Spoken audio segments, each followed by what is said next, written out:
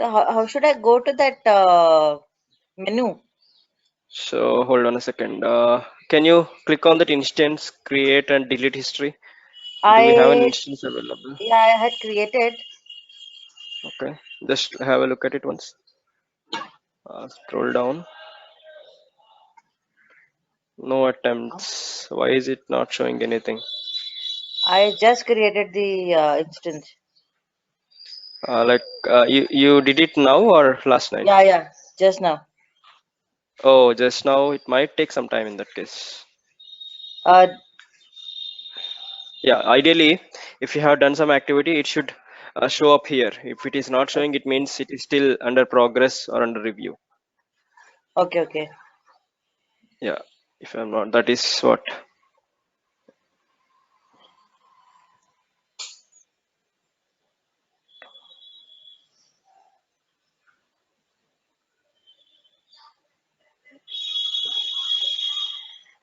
Hold on. Scroll down. No, there it is. Integration. Click on that burger option. This one, right? Yeah. Okay. Click on that. Yeah, I think it got created.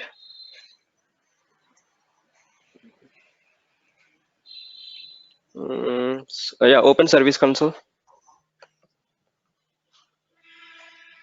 I see this Yeah. instance is created. Okay. Click on that Satish instance. Yeah. Scroll down a bit. Yeah. Click on that OIC. Some highlight. Yeah, it is. Status is creating service. Yeah. Yeah. Let's wait in that case. Okay. It might take 2 or 3 hours if I'm not wrong. No, last time I did it in 15 to 20 minutes, I suppose. Okay, let's give it that time. Ideally, I mean, the SLA is like 2 or 3 hours. Sometimes it can happen earlier also. We never know. Okay. So can we do one review on your machine today? So Actually, the yeah, reason is I'm actually out of my current project and got okay, assigned to a new project, and now I don't have pod myself. okay. I'm traveling next month, so this transition is going on. So I don't have anything. Only a Okay. computer is there. Yeah. So what should we do? I'm just thinking what else we can do. Uh, I thought you created this last night, so No, last night at 11:30, this link I got. So I just okay, opened. okay. Yeah, so I opened and saw it's been created. So I slept then. Okay, no problem. I'm just searching few things. Let's see if I can discuss something else. Okay.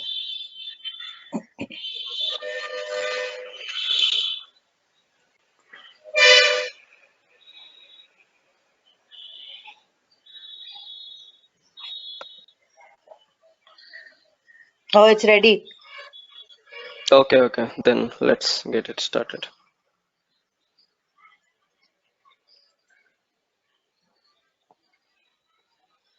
So where to go now? Click on that IDCS application.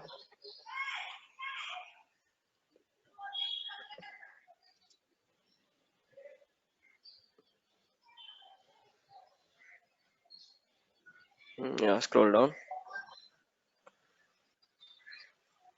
Why are the URLs not coming up? Scroll up a bit. Okay. This is okay. Go to the Oracle integration again, the other homepage.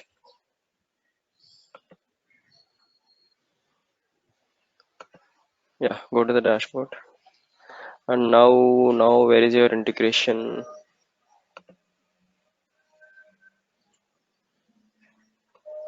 It's not going.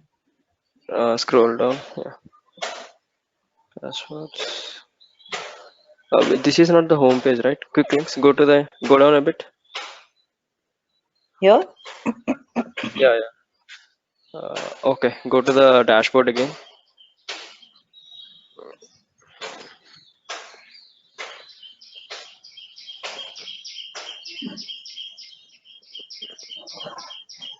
Where is the data integration? My services. Okay. Uh, yeah. Applications. This is. Applications. I go to No, no. Can you go to that other screen, other tab on your Chrome? Just beside this, there is one more tab. Yeah, here it is. Okay. Click on that menu option there on the right side corner. Yeah. No, no, not this this one. one. The yes, yes, yes. Open Oracle integration homepage.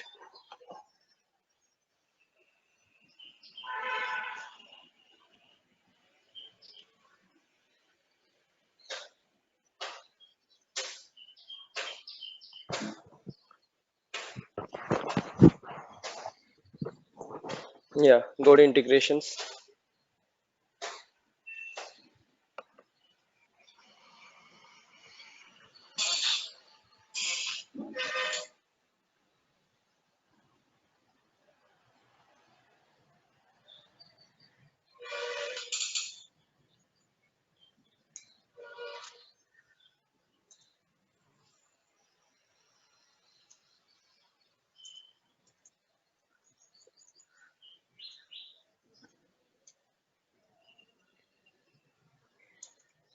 Yes. Okay, good. Yeah. Okay. Now let's do a level program. Um, so let us understand what we want to do. Okay. Hmm. You can bring up a notepad. So before starting any example, I will just explain you what is the goal of this this integration we build, and what are the Okay. topics we are going to cover using that integration. Okay. Okay. Okay. Yeah. Let us put it as a hello world program. Just write it down, hello world.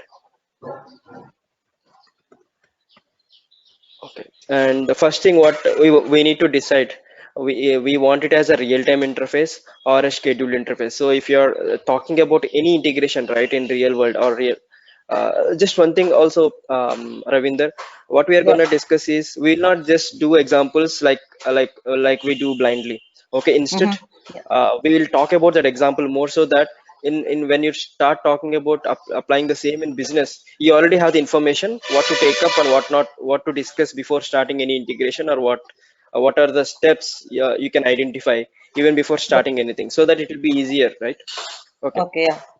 So now what you want is, a user is going to enter his name, or you are going to enter your name, and you want that to respond you to back with saying that, hello Satish, good morning, or hello Ravinder, good morning, something like that, Okay. right?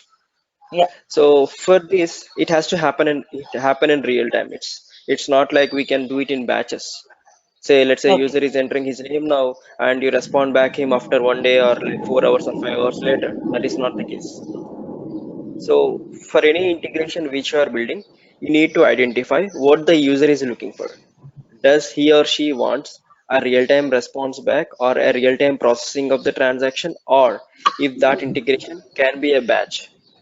And it Okay. is this is not just user experience. Sometimes every time user cannot say that, I will give you like 1 lakh records and process them in real time and give me back the response. Beat any technology, that is not going to happen. When you talk about real time, it ideal real time is kind of like happening, processing a transaction in few seconds. If you are talking about 1 lakh records or 2 lakh records or some millions of records, you take any integration tool or take anything, it is not going to happen in seconds for sure. Though it can happen in a minute or 2 minutes, it can vary based on the technology used, but definitely it is not going to happen in seconds. So for me, a real-time integration is something, a real-time system is something which is going to give me a response back in real time. Say for example, any banking application, you are checking your balance in your bank. You cannot you click on something and you cannot wait for the bank's website to respond back after like 5 minutes or 6 minutes, right? Once Right. you click on that thing, you need to know how much balance is there in your account.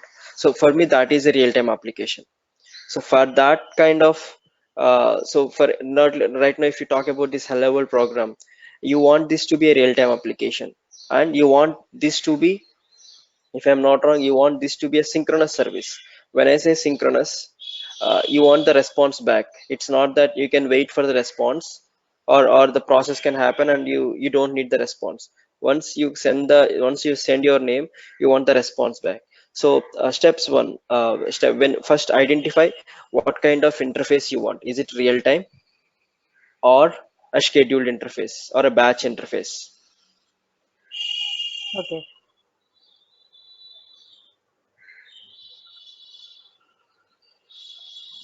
Batch response. Slash batch slash real time.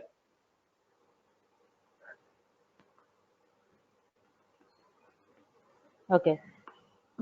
Now, second thing is, now you know whether now this hello world, what are we going to do with this? Is it a real time or a batch? It's a real time. Correct. So once you identify real time interface, you also need to take care whether you want the response back or not. Okay. Real Okay. time doesn't mean that every time you need a response back. For Right. example, how can I put it? For example, for few things, like if you're for let us talk about purchasing. If you are creating a purchase order in some application, in some legacy application, few users doesn't want the response back, but they want the purchase order to be created in some standard ERP like Oracle. Okay, Right. so there is some integration which does that, hopefully. So in legacy ERP, you're entering all the procurement details, and you want that purchase order to be created as a sales order in Oracle ERP Fusion. Let's take that. But Yeah. the user is not expecting a response back saying, I don't want a response, just go ahead and create a purchase order in real time. So this is also a real time, and the one which gives you a response back is also a real time interface. Now, what is the difference between these two is, one is responding you back synchronously, and the other one is not giving you a response. So how can you call this? Is it a one-way service? Okay, if you decide on whether it is a batch or a real-time integration, you also you decide it is a real-time interface, you need to check what kind of real-time interface. Do you want a two-way service or a one-way service? Now you know the difference. What is a two-way and a one-way, correct? Yes. Yeah, you just note it down here. If it is real-time, is it a two-way or a one-way?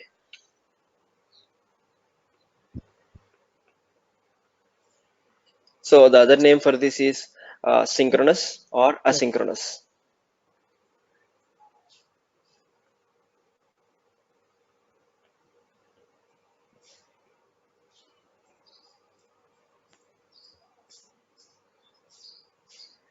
Okay. You can just like sync or async. Now, this hello world, let us do one thing. First, let us do this hello world as an asynchronous service, okay? Meaning one-way service.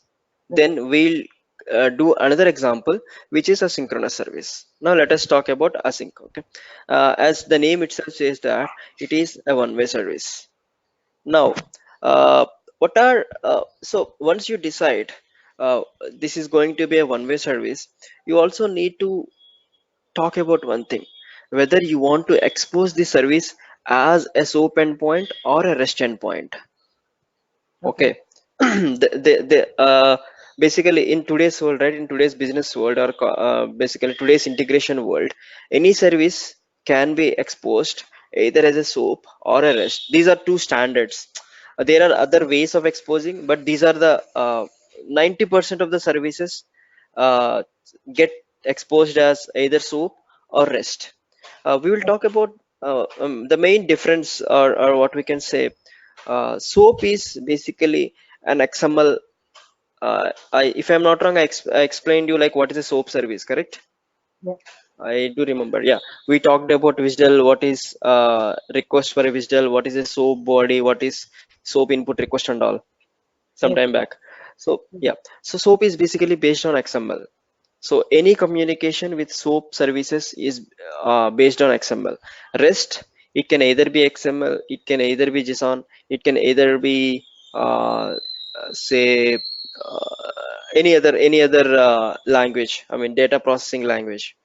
So then why, if SOAP and REST does the same kind of gives you the same kind of say they give they are for the same purpose, why do we need SOAP versus REST?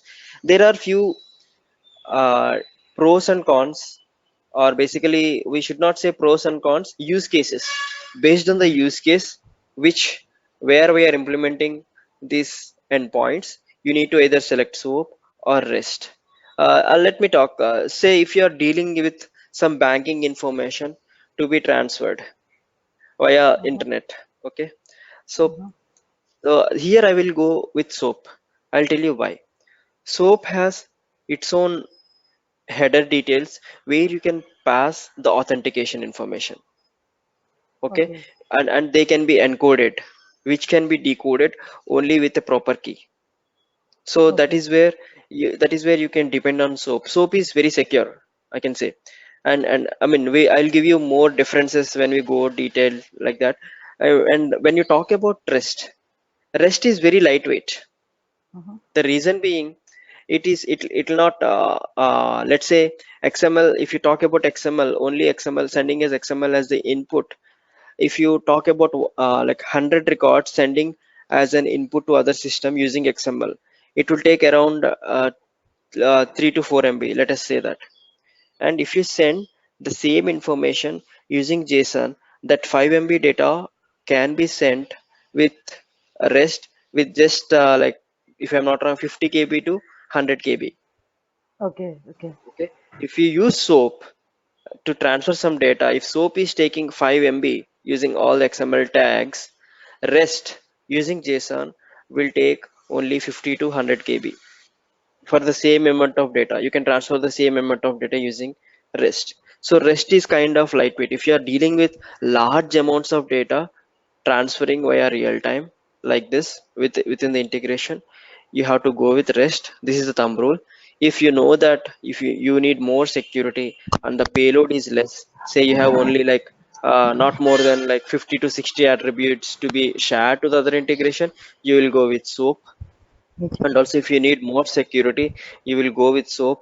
And there are multiple things. I will give you more differences about SOAP and REST. Maybe tomorrow we'll discuss the more differences. But say say like tomorrow, if you have to identify either to go with SOAP or REST, you first talk about like what is the requirement here, how many tags of information are we talking about. Are we talking about 10, 20, 50, 30, 100? And let's understand, say if user is asking you, I'm still audible, right? Yes. Okay. I'm seeing some warning saying that there are some connection issues. Okay. No, no, I So, can. yeah. So, based on how much data you are processing, or based on what kind of security the client is expecting, or basically the user is expecting, you will basically go with either SOAP or REST. Most of the times we go with SOAP. The reason being, we don't deal with large amounts of data. If you are talking about like say 1,000 records or 2,000 records, we will do a file-based integration, because real time is not fit for processing thousands of records at a time in the ICS world or any integration tool world, unless and until we talk about AWS, right? Okay. We don't really go with real time integrations for such large number of records. Okay. And yeah, now this hello world, right? It's a simple program. Uh, we are going to send only few details like what is your name, first name and last name, and you are going we are going to process only simple data. Just relate the same when you talk about real-time examples. If when you go into when you start designing an integration which will Uh-huh. process like 10, 15 records, go with SOAP. If you are talking about when I say records, tags. Okay, if you are Okay. talking about let's say 100, say 200, 300 tags of information, go with REST and go with JSON. Okay. Okay. So now for Hello World, we decided this is going to be a SOAP. The next step is to identify what are the tags Yeah, let's go to the next step. What is the information? Basically, what is the information that is going as an input? So if I'm not wrong, you will send your name, your first name and last name, correct, Right. as the input. So that is the information. Just say first name and last name will be your inputs.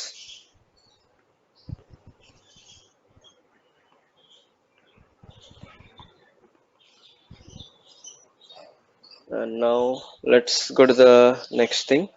So now you know what you are going to build. What is your service? How is your service going to be exposed? How are you exposing? Is it a SOAP or a REST standard? And what is the information that you are going to input?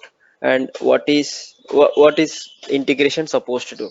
Now just put a one-liner in the fifth step, saying that once the integration receives the input, it has to just process the information what is sent and give you hello space first name and last name. Once the integration receives the input, You are supposed, the integration is supposed to process that and should give you process the information, and just it will not, because we are talking about one way service, it will not give you a response back, but it has to process and produce uh, a result within the integration. Hello space your first name and last name, fn space ln. Yeah. okay. So this is your expectation, right?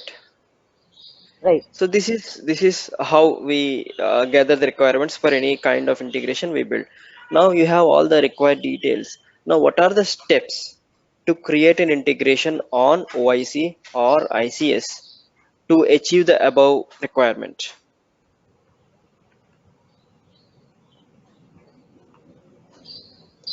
First one, because you said it is going to be a real-time integration, correct? Yes. And it is going to be a SOAP service. You have to Yes. create a SOAP connection. Okay.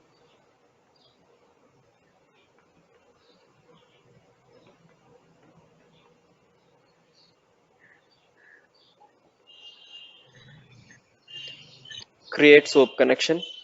And for this SOAP connection, whenever you are talking about a SOAP connection, it has to be associated with a WSDL, right? Just give me 1 minute, Ravinder. Let me take this call. Yes.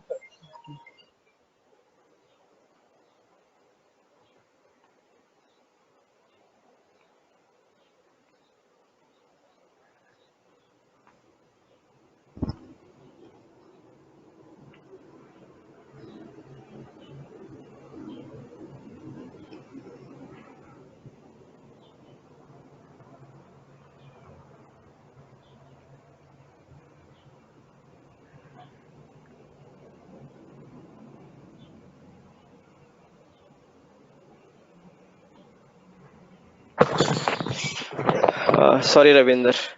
No Yeah, problem. back. So SOAP connection, let me talk about SOAP connection a bit. See, when you're talking about SOAP connection, you can either give an endpoint, right, or a visual document directly. Okay. So, and it can be an endpoint WSDL or a visual document. Here, if for this SOAP connection, we cannot give an endpoint, right? The reason being, we don't have an integration which performs this above requirement. We are going to build that integration or expose that integration which we are going to build, right? So Right. here we are going to upload a visual document. So you need to understand, whenever you're creating a SOAP connection, is it an endpoint based SOAP connection or a visual document based SOAP connection?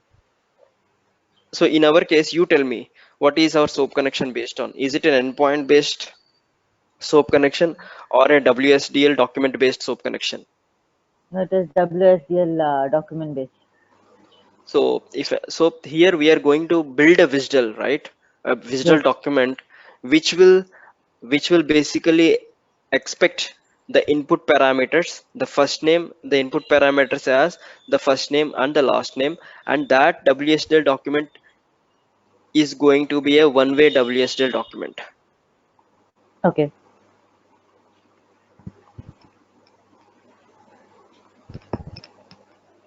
Yeah. So this is the first step. You are going to upload this digital in the SOAP connection, and okay. And this okay. Now this is done. And the fourth, or yeah, you're writing it step by step. Good. The fourth step, or the next step, what we basically do is once we have the visitor, what kind of security do you need? Is it a username token based or SAML token or basic authentication? So you also need to decide that. Say you're creating integration and creating an endpoint, and Mhm. you're just, if you're not associating any kind of authentication with that, what will happen is anyone who knows that endpoint can invoke your service, Okay. and you don't want that to happen, right? You want Yes. only whoever has access to that endpoint or that pod basically only can invoke that integration instead. So you Right. need to decide how you are going to authenticate this authentication. Just put it as authentication. Yeah. Yeah, So here and we will be using user as authentication, right? yes, username token. Basic authentication is what we use. Okay. So now we created the connection. We have the connection ready. Now the also just one more point I want to talk here. So whenever you're creating a connection, you are going to be asked in the connection page whether it is going to be what kind of connection is it? Is it an invoke connection, trigger connection, or trigger and invoke? I will explain you what are the differences here, and you will get Okay. more sense when we start creating the connection. Okay, so trigger is nothing but whenever you create a connection with only a trigger as a trigger connection, you can only use that connection at the start of the integration. It will be the starting point. Okay. Okay, and let us say if you are creating a connection as invoke, you can only use that connection. You can never use that connection in the trigger. You can only use it in the middle of the integration. It cannot be the starting point of any integration. Okay. And the other option which is provided by the OIC while creating the connection is both trigger and invoke. So this Okay. connection can be used at any point of time. It can be at the start of the integration or it can be in the middle of the integration. Okay. So most of the times we never know, right? While creating connections, we never know. We sometimes we get a need to use that connection as a trigger point. Sometimes we get the need to use the same connection at an invoke level. So what I do is personally I go with trigger and invoke option. Okay. Both. Yeah, both. But Okay. anyways, it's based on the requirement. You can at the time of creating integration, you can choose your own option. It's not necessarily both. You can either go with just trigger or you can either just go with invoke option. Okay. So now we created the connection. We know whether it can be a trigger, invoke, both. We know what are the differences. Now the connection is ready. Now what we are supposed to do is the next step we are going to do is we are going to build the integration, right? So Right. the third high level step is creating the integration. So how now once we start creating the integration, we'll just click on the create integration and give it a proper name, saying that what it is going to do. Your naming convention, you will follow your naming conventions, and then once the integration is created, you will open the build canvas and you start drag dropping your connection, the trigger connection. Once you drag drop that, what you are going to do is you basically will create a mapper, and you will Mm. basically do that kind of concatenation with your first name last name with hello, and we'll do that now. Okay, Okay. now you know the steps what needs to be done. I think if I'm not wrong, we just need to one thing also, we need to create a visual file, right? Yes. Have I sent you any visual files over email or no? No. No. No, right? Okay, let me see if I have some sample file I can share it, or Okay. we'll do it from the scratch.